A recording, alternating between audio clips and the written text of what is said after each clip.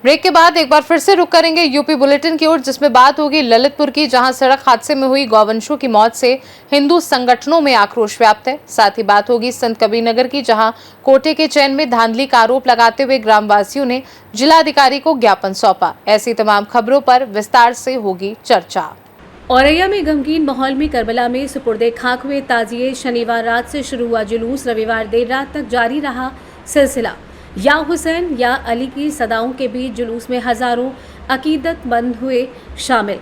जगह जगह लगाए गए लंगर और शरबत के स्टॉल, बांटी गई लुट्टस और तबर्रुक। नगर के मुख्य मार्ग पर रविवार शाम लगा ताजियों का मेला, की गई मन्नतें व फतिहा।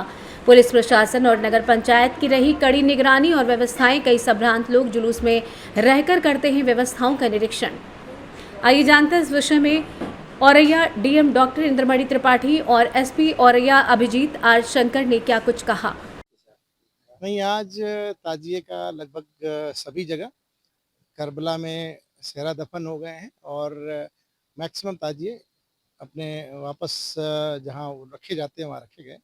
हम जाना में अभी हैं, हम लोग और कप्तान साहब हैं यहाँ। अभी सकुशल ताजिए का जुलूस संपन्न हो गया है और सभी लोग अपने अपने घरों को चले। सर, आपके द्वारा जो जनपद में लगातार ताजियों को लेकर चारों तरफ देखा गया, किस तरह से आपने आज मुहर्रम का पावन त्यौहार पर सब जगह औरैया जनपद में ताजियों का दफन हो रहा है। अभी हम लोग अजीतमल में अजाना गांव में खड़ी है। यहाँ पे करबला में जो दफन होना चाहिए था वो दफन होके सब ताजियादार और ताजिया वापस अपना घर पहुंच गया है सकुशल।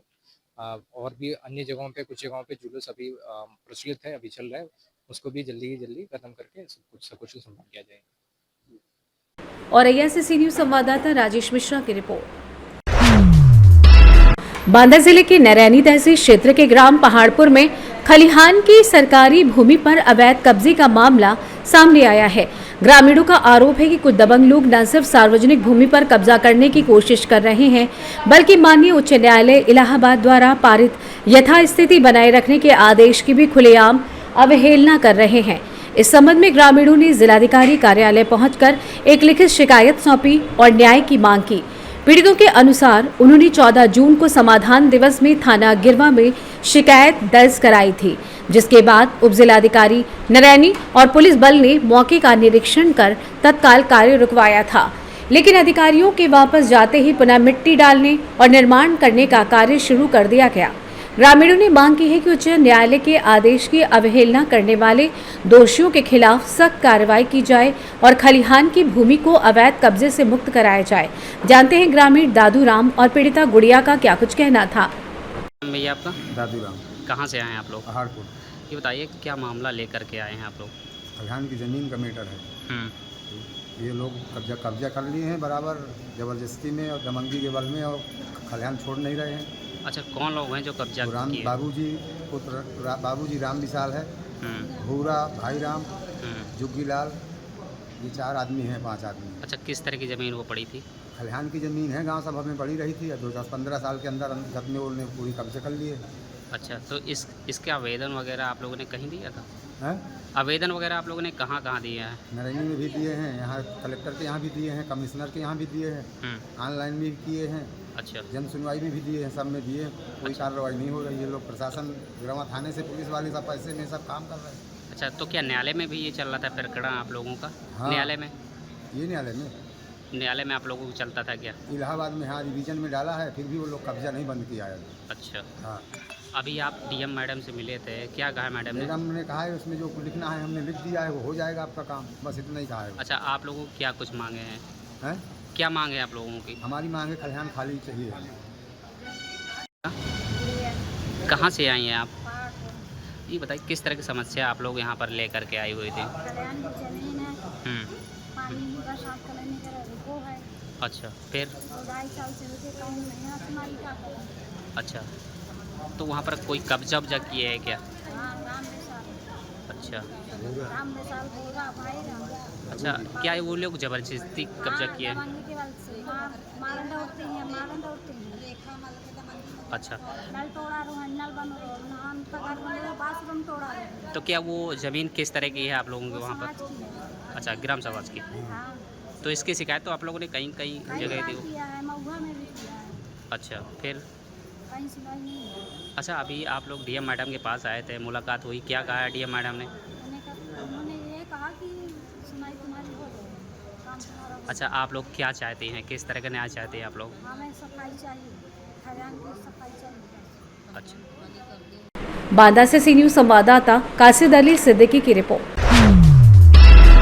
गांव नगला शादी में 3 जुलाई से सरस कथा वाचक आचार्य अमित आनंद के द्वारा श्रीमद् भागवत ज्ञान सप्ताह यज्ञ में की जा रही अमृतमयी वर्षा के चतुर्थ दिवस को स्थानीय लोगों का उमड़ा जन सैलाब। सरस कथा वाचक आचार्य अमित आनंद के द्वारा आज के प्रसंग में हरिशन तारावती का वर्णन किया गया है, जिसको सुनकर उपस्थित श्रद्धालु हुए भाव वियोग। इसके साथ साथ भक्ति में धुन पर जमकर थिरके। वहीं उपस्थित सरस कथा वाचक आचार्य अरविंद आनंद के द्वारा दी गई जानकारी में बताया गया कि श्रीमद् भागवत ज्ञान सप्ताह यज्ञ का सुनने का अवसर मनुष्य के जीवन में बड़ा ही सत्कर्म करने के बाद प्राप्त होता है। मनुष्य को ऐसे अवसरों को नहीं दबाना चाहिए। श्रीमद् भागवत ज्ञान सप्ताह यज्ञ को सुनना चाहिए और उनकी बातों को अपने जीवन में धारण करना चाहिए, जिससे जन्म जन्मों के पाप नष्ट होते हैं।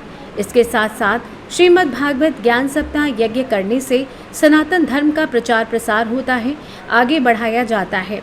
सरस कथा वाचक आचार्य अमित आनंद, वृंदावन धाम।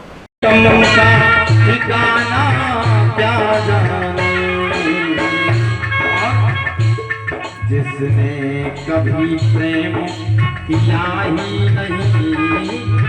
अरे जिसने कभी प्रेम किया ही नहीं, वो प्रेम निभाना क्या जाने जो।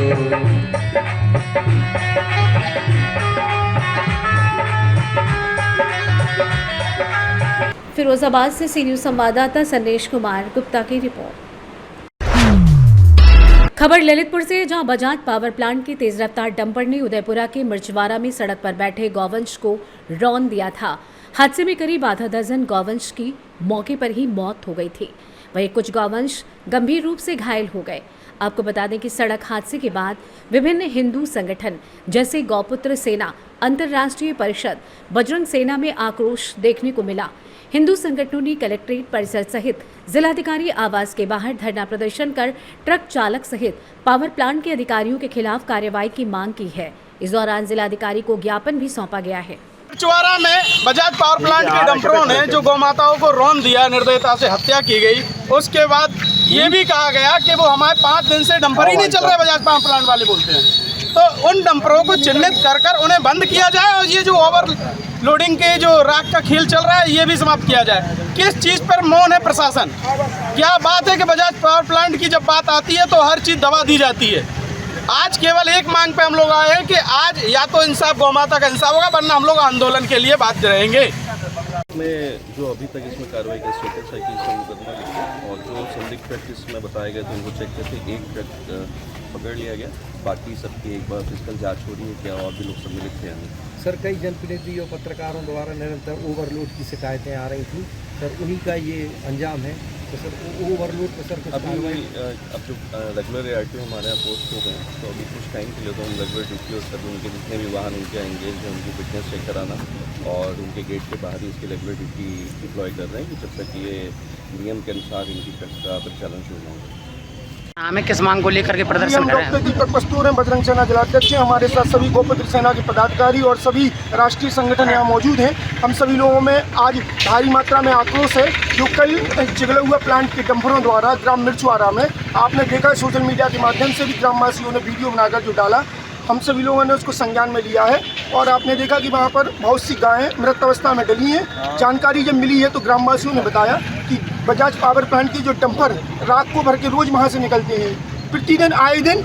अभी कुछ दिनों पहले वहाँ एक लड़की की भी जान गई हुई थी, तब भी जिला प्रशासन ने मामले को संज्ञान में नहीं लिया था। चिगलौआ के भी वहाँ पर कुछ जो ग्रामवासी हैं उनकी भी वहाँ उसके डंपरों के नीचे कुचलने से मौत हुई है। आखिर जिला प्रशासन क्यों नतमस्तक है बजाज पावर प्लांट के लिए? ललितपुर से सी न्यूज संवाददाता विकास सोनी की रिपोर्ट।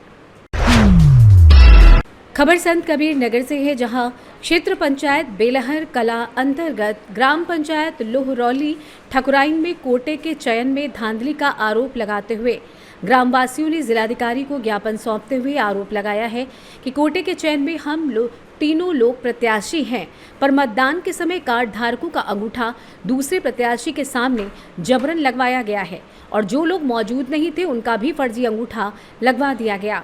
फर्जी मतदान के बल पर नदीम को कोटेदार चयनित किया गया। मतदान के समय मतदान के जिम्मेदार सहायक कृषि अधिकारी व फूड इंस्पेक्टर मौके पर मौजूद नहीं थे। इस हालत में पुनः निष्पक्ष चुनाव कराना चाहिए। आश्वासन क्या दिया उन्होंने? डीएम साहब ने कहा कि हम जांच करा के सुनिश्चित कर देंगे। कितने थे प्रत्याशी वहाँ पे? 3 प्रत्याशी थे। अच्छा, वो किसको बनाया है कोटेदार अभी वर्तमान में? अभी घोषणा सिर्फ हुआ है, नदी को घोषणा कर दी है, जबकि 70% वोट हमारे पक्ष में पड़ा था, निसार अहमद के पक्ष में। अच्छा, रितेश को 65 वोट दिया और उनको 200 कुछ वोट दे दिया गया, जबकि उनका 100-150 वोट पूरे गाँव में ही है। जाकर के कोई भी पत्रकार, कोई भी अधिकारी जाकर के खुद जाँच करना। संत कबीर नगर से सी न्यूज संवाददाता मोहम्मद नईम की रिपोर्ट। फिलहाल के लिए इस बुलेटिन में बस इतना ही। देश दुनिया की बाकी खबरों को जानने के लिए आप देखते रहिए सी न्यूज भारत।